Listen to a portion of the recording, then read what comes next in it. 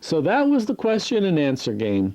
And I really enjoy playing with the students. They have a lot of fun with it, and they can really get an appreciation for the role of their own intuition in doing divination readings.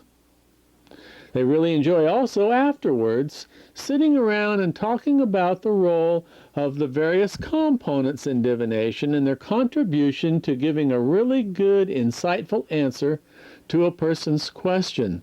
There's something about this question and answer game that kind of like lifts up the hood on the engine of spiritual guidance so that they can see the different factors that are at work. Because normally when you do a divination reading, it's very hard for the person to tell how much of the answer that they're getting depended on the cards that landed and the reader's own abilities and so on. But the question and answer game brings all this out into the open, and people get a real feeling for it. So I'd really encourage you to get together with some friends and play the question and answer game. It's really fun and it's very instructive. In the video that you saw, we were using a change deck, but we could have used tarot cards or the I Ching or something of that sort. It doesn't really matter. It's just that you use something that has some investment of time and energy that's professionally done, and use that to compare it with what the students come up with in terms of their own legacy of wisdom that they would leave behind, and of course then their own intuition. Now, as you saw, we had the students do some ratings and rankings on the role of the various components and what they felt they contributed to the answer. Now, in many of these classes, the results have been the same. The students have concluded that it's the reader's own intuitive ability that really matters most, especially their way of somehow connecting in with the seeker and giving information and saying things that touch the seeker right in the core. And if there's a runner-up, it's been the quality of the wisdom in the professional set of answers, the tarot, the change card, or whatever is being used. So in your own development of your ability to do divination readings, you can learn from this question and answer game. And the lesson would be, first of all, it's your own intuition that matters most.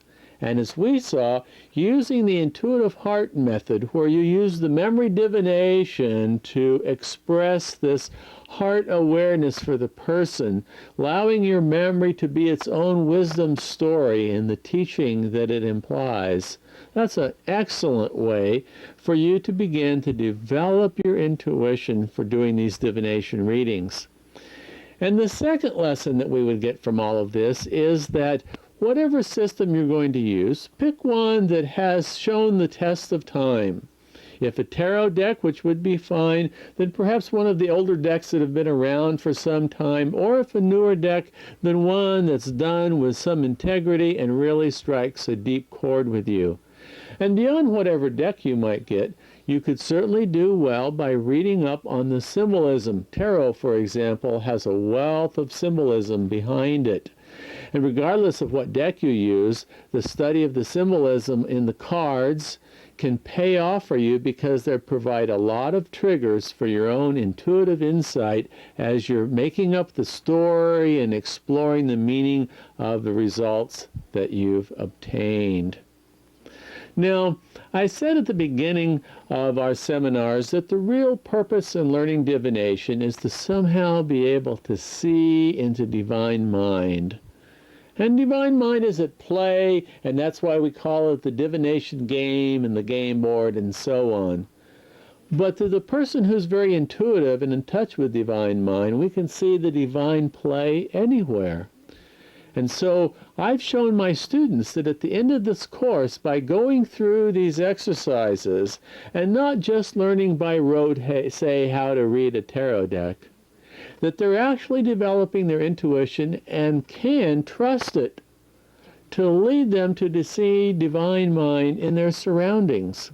And we're going to see in a moment where I lead the students on doing a divination in terms of simply what happens when they just look randomly around the room and what catches their attention and what could they make out of that. How could they read divine mind into what their eyes happen to land upon?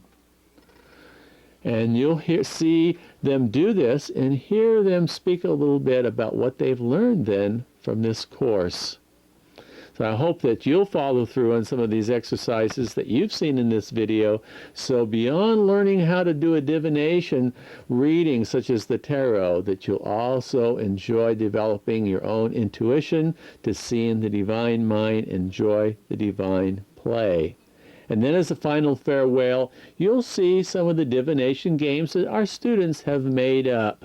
You might enjoy making up a game yourself. It's a great way to bring into your consciousness your own inner sense of what the divine play is and how divine mind works. So I hope you enjoy seeing those games. So this has been a very fun video seminar, and with these words I'll bid you adieu and let the students have the last word. Bye-bye.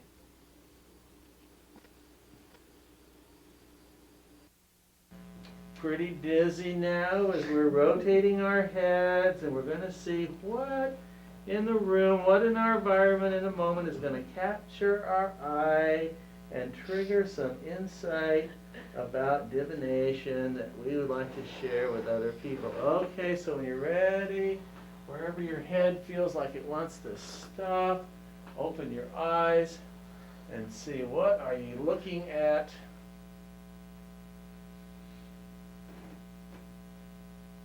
What does that suggest to me about what I've learned about divination? When I opened my eyes, I looked at that photograph over there of the bird in flight. And what that triggered for me is that with divination you can go higher than what you thought you can go.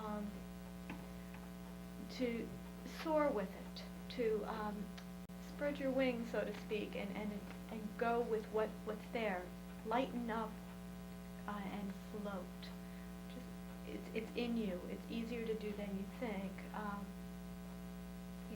And it's individual. I also thought it might be a seagull there, so I thought of Jonathan Livingston Seagull, who do your own thing. It doesn't have to be a tarot reading or a specific thing. We've created our own divination systems, and go with what's intuitively your own. With it, trust it.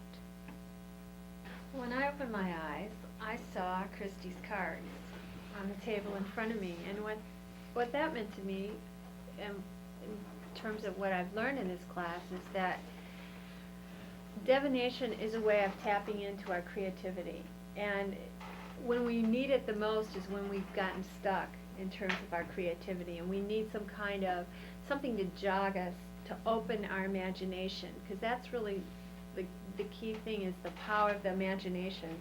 I learned that was one of the things I thought was so powerful in guiding us. So all our guidance is within. It's just we need triggers for our imaginations.